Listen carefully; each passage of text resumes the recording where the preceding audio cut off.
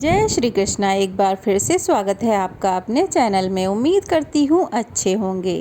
हिंदू मान्यताओं के अनुसार 33 कोटि देवी देवता हैं। जिस प्रकार से 33 कोटि देवी देवता हैं, उसी प्रकार से कई प्रकार के व्रत और उपवास रखने का विधान है, किंतु इन सब से अलग और विशेष है एकादशी का व्रत।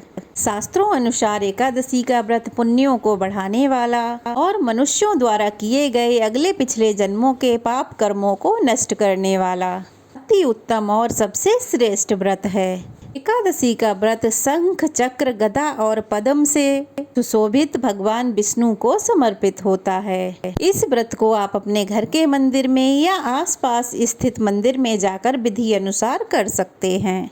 आज की वीडियो में आप जानेंगे कि एकादशी का व्रत आप कब से प्रारंभ कर सकते हैं, क्योंकि इस समय साल की सबसे बड़ी ज्येष्ठ मास की शुक्ल पक्ष की निर्जला एकादशी आ रही है और अपने नाम के अनुसार ही इस एकादशी का उपवास रखा जाता है, अर्थात बिना जल के इस एकादशी का उपवास रखा जाता है। तो ऐसे में आप एकादशी के व्रत कब से प्रारंभ कर सकते हैं? निर्जला एकादशी का व्रत क्या आपको पूरी तरह निर्जल ही रहना चाहिए? जिनकी सामर्थ्य निर्जल रहने की नहीं है, वो क्या करें? एकादशी व्रत में क्या करना चाहिए, क्या नहीं करना चाहिए? कितनी एकादशी व्रत रखना चाहिए? क्या एकादशी व्रत का उद्यापन किया जा सकता है? कौन कौन से लोग एकादशी का व्रत रख सकते हैं? और अगर आप एकादशी व्रत का उद्यापन करना चाहते हैं तो किस विधि से उद्यापन करना चाहिए, या फिर आप एकादशी में किन किन नियमों का पालन कर सकते हैं? इन सभी प्रश्नों के उत्तर आज के वीडियो में मैं देने का प्रयास करूंगी, इसलिए आप सब इस वीडियो को पूरा अवश्य देखिएगा। हिंदी पंचांग के अनुसार हर महीने की पूर्णिमा और अमावस्या के बाद आने वाली 11वां दिन एकादशी तिथि का होता है। इस तरह एक महीने में 2 बार एकादशी आती है, एक कृष्ण पक्ष में और दूसरी शुक्ल पक्ष में। इस प्रकार कुल मिलाकर एक वर्ष में 24 एकादशी होती हैं, किंतु अधिक मास या मल मास में इनकी संख्या 24 से 26 हो जाती है। एकादशी व्रत रखने से पहले आपको इस बात की जानकारी होनी चाहिए कि आखिरकार एकादशी व्रत प्रारंभ कैसे करें।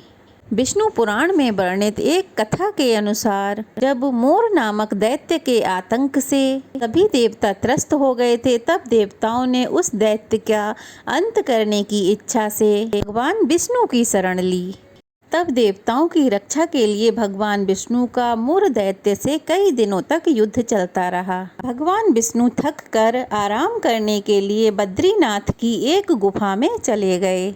मुर राक्षस भी विष्णु भगवान का पीछा करता हुआ बद्रिक आश्रम में पहुंच गया। उस दैत्य ने निद्रा में लीन श्री हरि को मारना चाहा। तभी भगवान के शरीर से दिव्य ज्योति प्रकट हुई और देखते ही देखते वह ज्योति एक देवी के रूप में बदल गई और उन्हीं देवी ने मुर राक्षस का वध कर दिया। देवी के इस कार्य से प्रसन्न होकर भगवान विष्णु ने निद्रा से जागकर उन देवी से कहा कि तुम्हारा जन्म मार्गशीर्ष मास के कृष्ण पक्ष की एकादशी तिथि को हुआ है, इसलिए तुम्हारा नाम एकादशी है। आज से प्रत्येक एकादशी को मेरे साथ तुम्हारी भी पूजा होगी।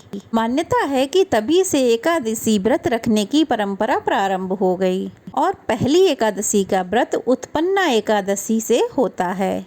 वैसे तो आपको उत्पन्ना एकादशी से ही एकादशी का व्रत प्रारंभ करना चाहिए, किंतु फिर भी साल में कुछ ऐसी प्रमुख एकादशियां हैं जिनमें आप अपने व्रत का शुभारंभ कर सकते हैं। शुक्ल पक्ष को अधिकतर शुभ माना जाता है, इसीलिए आप किसी भी महीने की शुक्ल पक्ष की एकादशी से भी व्रत शुरू कर सकते हैं।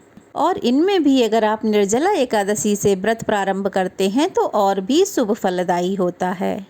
आपको महीने की दोनों एकादशियों के व्रत रखने चाहिए। साल की 24 एकादशियों के व्रत रखने में अगर आप समर्थ ना हो तो साल भर में केवल एक बार निर्जला एकादशी का व्रत रख लें, तो आपको साल भर की सभी एकादशियों का पुण्य प्राप्त हो जाएगा।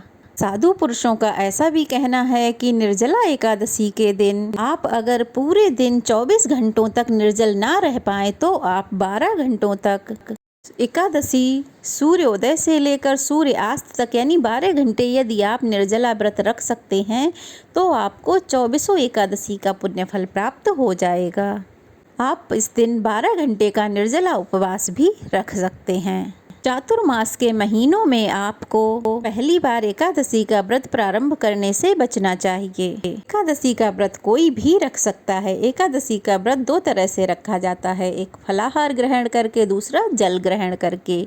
साल में केवल निर्जला एकादशी के दिन ही जल और अन्न दोनों का त्याग किया जाता है। तो इस दिन आप अपनी सामर्थ्य के अनुसार व्रत रखने का संकल्प लें। जब भी आप पहली बार व्रत प्रारंभ कर रहे हैं तो उस दिन आपको साल भर में आने वाली सभी एकादशियों का व्रत रखना चाहते हैं तो आप उसका संकल्प लें, और यदि साल में आने वाली कुछ प्रमुख एकादशियों का ही व्रत रखना चाहते हैं तो उसका संकल्प लें। और वैसे तो आपको अपना पूरा जीवन जब तक व्रत रखने का सामर्थ्य है तब तक एकादशी का व्रत रखना चाहिए। ऐसा कहा जाता है कि एकादशी व्रत का उद्यापन आपको अपने आप से नहीं करना चाहिए। जब शरीर में इतनी ताकत ना रह जाए कि आप एकादशी व्रत रहने में समर्थ ना रहें, भी आपको एकादशी व्रत का उद्यापन करना चाहिए। और उद्यापन आपको शुक्ल पक्ष में करना चाहिए। बहुत से लोग ऐसे भी हैं जो केवल कृष्ण पक्ष की एकादशी का उपवास रखते होंगे, तो उन्हें कृष्ण पक्ष की एकादशी में ही व्रत का उद्यापन करना चाहिए। काले तिलों से हवन करना चाहिए। जो लोग शुक्ल पक्ष और कृष्ण पक्ष दोनों एकादशियों का व्रत रखते हैं तो उन्हें काले और सफ़ेद दोनों तिलों से हवन करना चाहिए, तभी उद्यापन की विधि पूर्ण होती है। उद्यापन हमेशा पंडित जी के सहयोग से ही करना चाहिए। एकादशी का व्रत तन और मन की शुद्धि के लिए रखा जाता है और अपने सभी पापों को नाश करने के लिए रखा जाता है। तो ऐसे में अगर एकादशी के दिन अन्न का सेवन कर लिया जाए तो वह पाप का भागी बनता है। इस दिन आप केवल ड्राई फ्रूट्स और फलों का सेवन कर सकते हैं। आपको 24 घंटे तक अपने इंद्रियों को अपने बस में करके व्रत रखना चाहिए, तभी एकादशी का व्रत फलदायी होता है। अब जानते हैं एकादशी के व्रत के दिन क्या करें और क्या ना करें। देखिए, एकादशी का व्रत जो है वो बहुत पुण्य देने वाला है, इसलिए इसके नियम भी कठिन हैं। और 10वीं तिथि से एकादशी व्रत के नियम प्रारंभ होते हैं, जो कि 12वीं तिथि तक चलते हैं। तो सबसे पहली बात कि एकादशी के दिन जो विशेष कर्म करने के लिए बताए जाते हैं, उनमें सबसे पहला कि अपने मन को शांत और संयम में रखें। आप एकादशी का व्रत रखें, भगवान श्री हरि का पूजन करें। इस दिन पूरे दिन आप केवल और केवल भगवान का ही ध्यान करें। हो सके तो सारा दिन भगवान के मंत्रों या भगवान की कथाओं का जाप करना चाहिए। झूठ, चोरी, पाप या निंदा नहीं करनी चाहिए। एकादशी के दिन नाखून, बाल इत्यादि नहीं काटे जाते हैं। लहसुन, प्याज से बना हुआ भोजन या फिर चावल का सेवन नहीं किया जाता है। हो सके तो परिवार के अन्य सदस्यों को भी इस दिन चावल या चावल से बनी कोई वस्तु नहीं खानी चाहिए। एकादशी के दिन तुलसी के पत्ते नहीं तोड़े जाते हैं, तो आप एकादशी से पहले ही तुलसी पत्र तोड़कर रख लें। और अगर एकादशी से एक दिन पहले यानी कि 10वीं को रविवार पड़ रहा है तो आप लोग उससे भी एक दिन पहले तुलसी पत्र तोड़कर रख लें। और अपने बाल जो हैं वो आप एक दिन एकादशी से एक दिन पहले ही धो लें, क्योंकि एकादशी को बाल नहीं धोए जाते हैं। एकादशी वाले दिन यदि अगर माताओं बहनों को पीरियड हो जाए तो आपको बीच में ही व्रत को छोड़ने की कोई ज़रूरत नहीं है। उस दिन आप भगवान की पूजा ना करें, उनके समीप ना जाएं, बल्कि अपने मन में ही मंत्रों का जाप करें और भगवान को भोग बनाकर ना चढ़ाएं। एकादशी के दिन अपनी सामर्थ्य के अनुसार कुछ न कुछ दान अवश्य देना चाहिए। एकादशी वाले दिन तुलसी के पेड़ के साथ साथ केले के पेड़ का और पीपल के पेड़ का पूजन भी करना चाहिए। इस दिन लड्डू गोपाल की पूजा करने से निसंतान लोगों को संतान सुख प्राप्त होता है। अब जानेंगे पूजा विधि के बारे में। एकादशी का व्रत सबको अपनी अपनी सामर्थ्य के अनुसार रखना चाहिए। जहाँ तक हो सके सूर्योदय से पहले उठकर स्नान करना चाहिए। उसके बाद सूर्य देवता को अर्घ्य देकर एक चौकी पर भगवान की प्रतिमा विराजित करके भगवान को धूप, दीप, चंदन आदि से पूजन करें। ध्यान रहे, इस दिन भगवान को चावल नहीं चढ़ाए जाते हैं। हाथ में पुष्प लेकर एकादशी की कथा पढ़े अथवा सुने।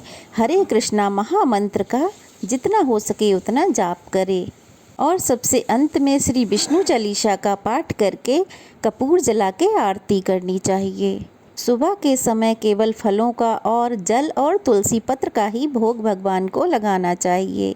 शाम के समय एक बार फिर से पूजन करें और हो सके तो अपने मंदिर के समीप ही धरती पर शयन करना चाहिए।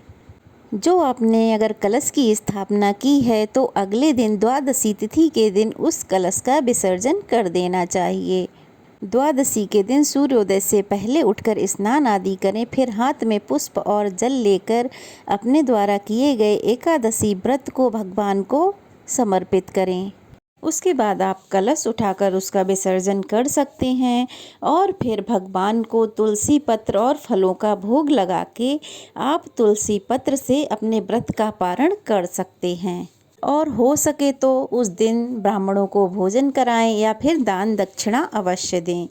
तो यह थी एकादशी की पूजा विधि और बाकी की सारी जानकारी कैसी लगी कमेंट बॉक्स में अवश्य बताएं।